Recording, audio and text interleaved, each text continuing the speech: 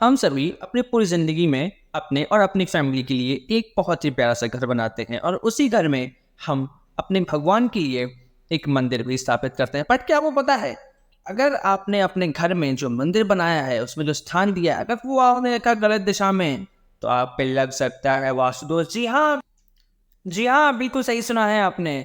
घर में गलत दिशा में बनाए हुए मंदिर कभी फलदायी नहीं होते हैं, तो फिर किस दिशा में बनाएं? आज की वीडियो का यही है टॉपिक। फ्रेंड्स, मेरा नाम है हिमांशु शुक्ला, मैं हूं एक बिल्डिंग डिजाइनर और आज का वीडियो का जो टॉपिक है वो ये है कि हम अपने घर में मंदिर किस दिशा में बनाएं। तो फ्रेंड्स, वास्तुशास्त्र के अनुसार सबसे अच्छी जो दिशा मानी जाती है हमारे घर में मंदिर के लिए फ्रेंड्स, वो है नॉर्थ ईस्ट, यानी पूरब और उत्तर के बीच का जो कोण होता है उस दिशा को जिसे हम ईशान कोण भी कहते हैं। पर क्यों हम अपने मंदिर को साउथ में रख लें, वेस्ट में रख लें, नॉर्थ ईस्ट में ही क्यों? आपने कभी सोचा है?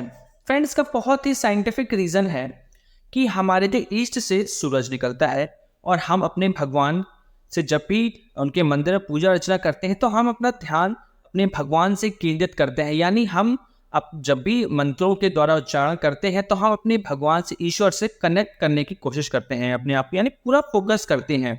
और ईस्ट से जब सूरज की किरणें निकलती हैं तो वो अंधकार से हम उजाले की ओर लाती है और हमारे उस पूरे ईस्ट और नॉर्थ वाले जो कॉर्नर है उसको पूरा पॉजिटिविटी से भर देती है। उस एरिया से जो नेगेटिविटी है उसको बाहर निकाल के हमारे अंदर एक पॉजिटिविटी और एक कॉन्फिडेंस लाती है, जिससे हम अपने भगवान से एक पूरा पॉजिटिविटी के साथ उनसे हम ध्यान कर पाते हैं। सो ये एक साइंटिफिक रीज़न था कि हमें नॉर्थ ईस्ट में ही मंदिर को रखना चाहिए, जिससे हम पूरा पॉजिटिविटी से भर सकें और अपने भगवान से साथ जोड़ सकें। इसका एक सेकंड पॉइंट और आता है, आपने सुना होगा बहुत से वास्तुशास्त्रों के द्वारा कि हमें अपने नॉर्थ ईस्ट की जो फ्लोर है उसको साउथ और साउथ वेस्ट वाले जो फ्लोर से डाउन रखना चाहिए। ऐसा क्यों? फ्रेंड्स, इसका एक रीज़न है। विश्वकर्मा प्रकाश की जो वास्तुशास्त्र की बुक है उसमें इस रीज़न को अच्छे से डिस्क्राइब किया गया है। मैं आपको एक बार उसको पढ़ के सुनाना चाहता हूँ कि प्राचीन काल में त्रेता युग की बात है। उस समय एक महाभूत विशालकाय प्राणी उत्पन्न हुआ जो अपने शरीर को संपूर्ण भंवर में यानी सुला दिया था। उस पूरे एरिया में जहाँ पे भगवान इंद्र देवता रहा करते थे उस पूरे एरिया में उन्होंने अपने आप को सुला दिया। बहुत ही विशाल प्राणी थे।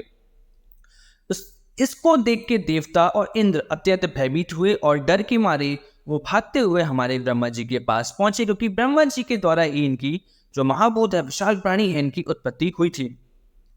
ब्रह्मा जी के पास पहुंचते ही वो ब्रह्मा जी से बोले कि हे भगवान, हम लोग कहाँ जाए, इतने बड़े विशाल प्राणी से हम लोग भयभीत हो चुके हैं, हम लोग क्या करें?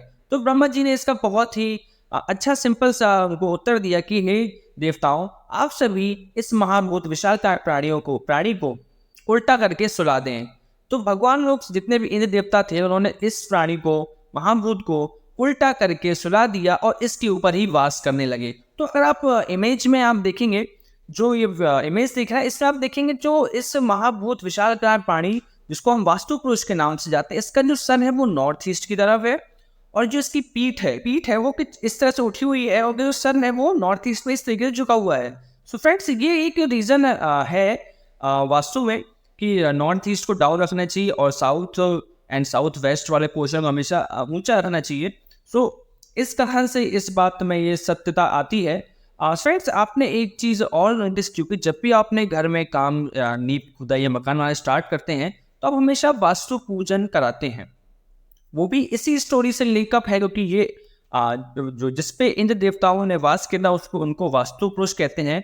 और इनको पूजा क्यों की जाती है इसका भी रीज़न है। जब इंद्र देवताओं ने इनके ऊपर अत्याचार किया, इनके ऊपर वास किया, तो जो ये महाभूत थे, वास्तु पुरुष थे, ये गए हुए थे फिर ब्रह्मा जी के पास। इन्होंने उनसे प्रार्थना की कि हे भगवान, हे ब्रह्मा जी, आपने तो पूरी पृथ्वी की उत्पत्ति की है, मेरी भी उत्पत्ति की है, तो आपने फिर इस तरीके का मेरे साथ अत्याचार क्यों हो रहा है? तो ये सब देखते हुए ब्रह्मा जी ने इनको वरदान दिया कि हे वास्तु पुरुष, जो भी प्राणी अपने घर, नगर या ग्राम या जहाँ पे भी जो भी निर्माण होगा, अगर वो व्यक्ति अगर वास्तु पूजन नहीं कराता है तो उसको उस घर में हमेशा कुछ ना कुछ समस्याओं का सामना करना पड़ेगा और कभी भी उस घर में उसे धन की जो लाभ है वो नहीं मिलेगा, वो धन हानि होगी और हमेशा उसके घर में परेशानी आती रहेंगी। तो फ्रेंड्स, ये सब एक कथन था। पूरा इस वीडियो का जो टॉपिक था ये एक पूरा कथन है विश्वकर्मा प्रकाश की वास्तुशास्त्र की बुक में ये पूरा कथन दिया हुआ, आप चाहें तो पढ़ सकते हैं। सो ये एक रीजन था कि नॉर्थ ईस्ट का पोर्शन डाउन होना चाहिए एंड जो हमारा वेस्ट एंड साउथ वाला जो पोर्शन है वो हाइट में होना चाहिए। और हम अपने घर में भी मोस्टली आप देखते हो जितने ही वास्तुशास्त्री हैं वो यही बताते हैं कि नॉर्थ ईस्ट को आप डाउन रखिए, साउथ एंड वेस्ट वाले पोर्शन को आप हाइट में रखिए।